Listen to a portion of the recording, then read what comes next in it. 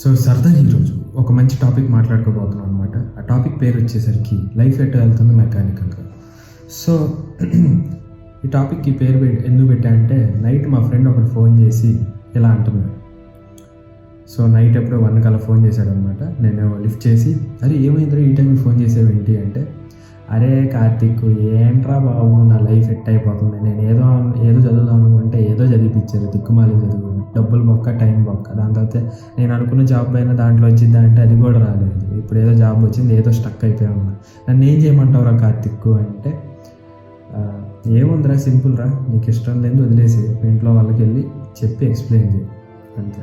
అరే అందరు చూసి నవ్వుతారేమోరా, బయట వాళ్ళు ఏమనుకుంటారు, ఏమంటారా, మా ఇంట్లో వాళ్ళు ఒప్పుకోర్రా అయినా అంటే, లేదురా పక్కన వాళ్ళందరినీ వాళ్ళ మైండ్ సెట్లు అన్నీ వదిలేసి నీకు నచ్చింది ఏంటో చెప్పు, వాళ్ళు అర్థం చేసుకుంటారు పక్కాగా. మీ ఇంట్లో వాళ్ళు కదా పక్కా అర్థం చేసుకుంటారు.